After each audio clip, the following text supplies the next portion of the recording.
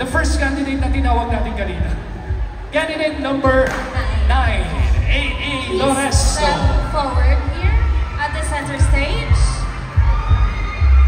Mula sa Barangay Maduya. Villagrosa, sorry. From Barangay Villagrosa. Again, para sa ating casual interview, you will pick a question from the fishbowl para mas makilala ka po namin ng lubusan. You just pick one and I will read the question twice. So, babasahin ko ito sa iyo ng 2 beses.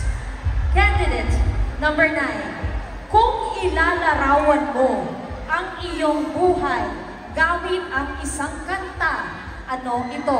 Again, candidate number 9. Kung ilalarawan mo ang iyong buhay gamit ang isang kanta, ano ito? Ilalarawan po ang aking buhay gamit ang isang kanta. Ang kanta po yun ay Paminsan-Minsan.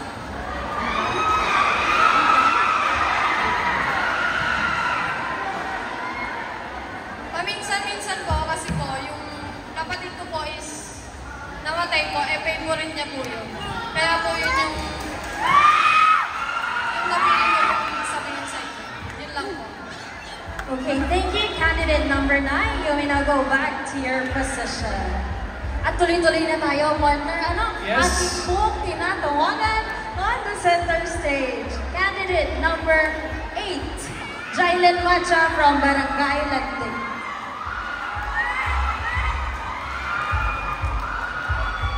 Nasaan ang ating question? Okay. Jailen, bunot ka na ng question. Speak your question. Babasahin ko yung question mo.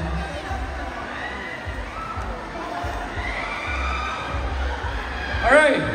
Jailen, kung ang buhay mo ay isang pelikula or movie, ano ang pamagat nito? Kung ang buhay mo ay isang pelikula, ano ang title or pamagat nito? Maraming salamat po sa tanong niyo. Kung ang buhay ko po ay magiging isang pelikula, ang title po nito ay Girl Boy Baklataw po. Dahil ang buhay ko po nito ay hindi lamang Girl Boy Baklataw po. Lahat po tayo ay pantay-pantay at dapat po ay ginagalang. Yun lamang po at maraming salamat. Thank you, candidate. Thank you so much, Jailen Macha. At para sa ating pangatlong casual interview, may we call on stage candidate number 6, Dudes Mangina from Barangay Bangka. Kamusta ka, Dudes? Please pick your question on the fishbowl. Parang kilala ko yung suit mo. At akin po itong babasahin ng 2 beses para sa iyo. Candidate number 6. Kung ikaw ay papipiliin ng isang kulay sa ating pride flag na susuotin mo sa buong buhay mo, ano ito?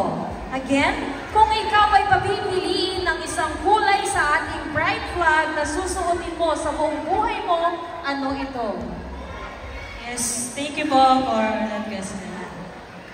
Ang susutin ko pong kulay ay pula. Dahil ang pula, alam naman po natin na ito po ay nagsisimbolo ng katapangan. Katapangan ng ating buhay. Katulad ng pagtayo ko sa entabladong ito.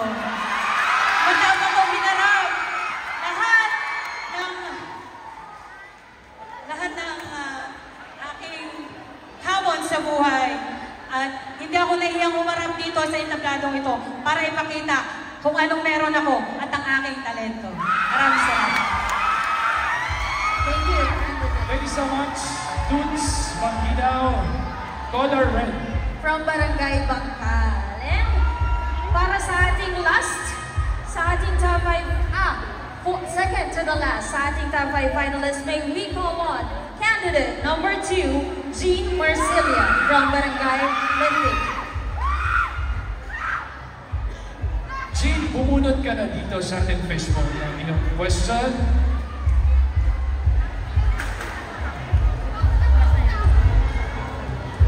Jean, ito yung katanungan mo. Anong lugar ang pangarap mong puntahan kasama ang iyong minamahal? Okay? Again, anong lugar ang pangarap mong puntahan kasama ang iyong minamahal? Bago ko po sagutin ang inyong katanungan, gusto ko pong bumati ng magandang gabi sa inyong lahat. Kung ako po ang tatanungin kung ano ang lugar na pangarap kong puntahan kasama ang aking minamahal. Kasama ang aking minamahal na anak, gusto kong pumunta sa Israel. Sa Israel. Kung saan gusto kong magpasalamat sa Diyos dahil kahit tomboy ako, ay pinili ko pa rin na magkaroon ng sariling anak. Ang dami po, maraming salamat. Thank you, candidate number 2, Jean So, Martinez. gusto niyo pumunta sa Israel. Tama? Israel. Israel.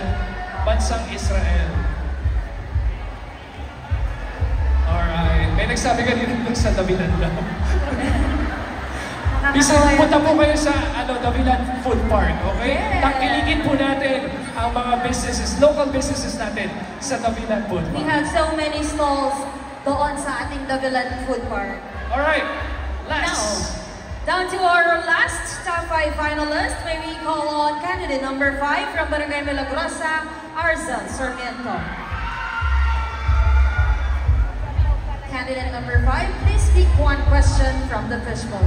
Once again, I will read it to you twice, so babasahin ko ito ng 2 beses para sa iyo.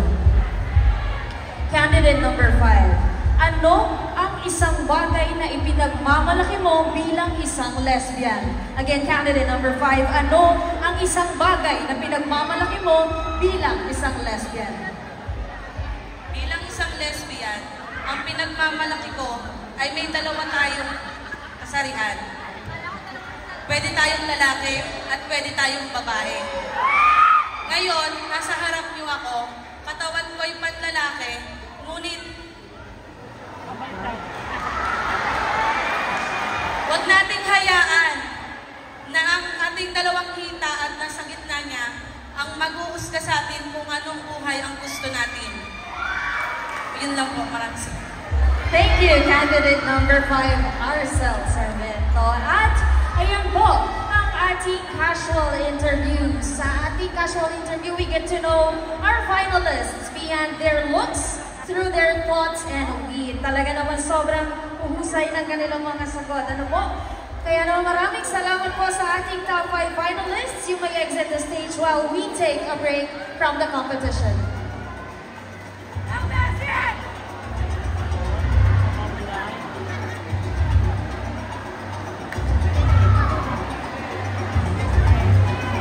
Alright, mga kababayan, sinimulan natin kanina ang ating araw sa Live with Pride.